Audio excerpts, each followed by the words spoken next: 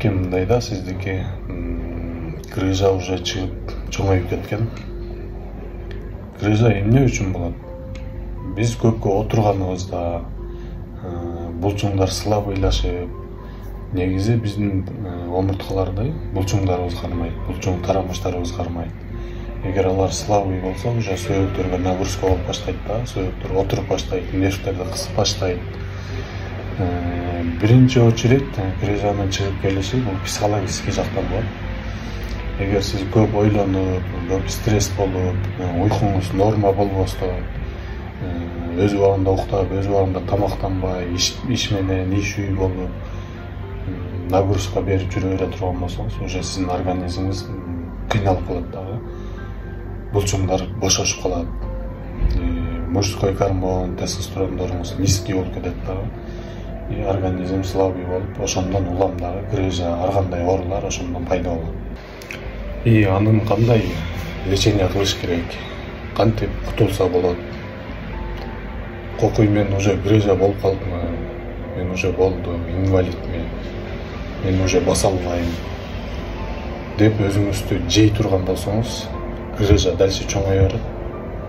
Өзүңүздүн ден соолугуңузду дальше сиз оорулаштыра бересиз да. Ошондуктан эмне кылышыбыз керек биз? Биринчи очередь бул мысли, башыбыздагы мээбизге толуп калган мусорларды, болбогон нерселерди ойлонуп, стресс болгон нерселерди тазалашыбыз керек. Ошолорду тазалап, уже полностью тазалап салып, өзүбүз менен өзүбүз күрөшүшүбүз керек. Оору менен күрөшүш керек. Оору менен только күрөшкөндө гана жеңе аласыз. 99% өзүңүздөн зависит этет. Убагында укташыңыз керек.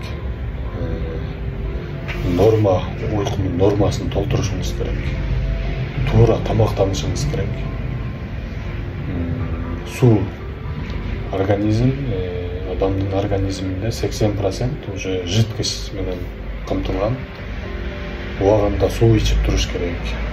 Күнүмдүк суточный норма 3,5 литрден жогору да.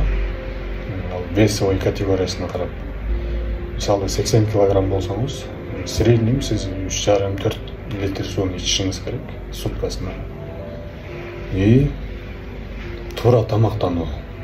Мисалы биз 3 мал тамактанабыз деп коебуз, 3 мал тамактанганда биз бир отуруп эле жирди дагы, камырды дагы, сууну да полностью толтуруп алабыз ашказанды. Ашказанды уже нагрузка болуп баштайт, организм нагрузка болот.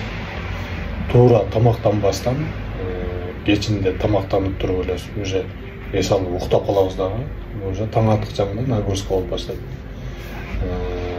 Туура тамактанып, туура уктап,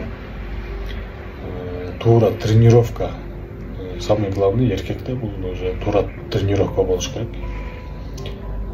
Жумасына жок дегенде 3 жолу через день тренировка болуш керек.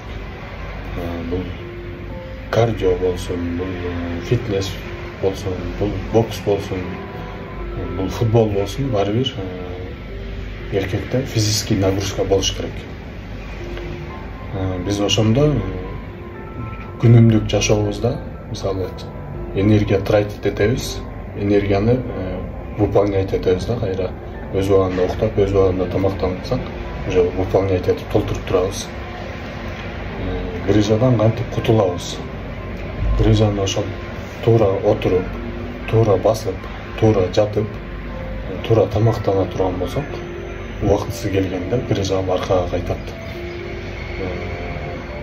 Главный ошол психологический биз жеңишибиз керек өзүбүздү.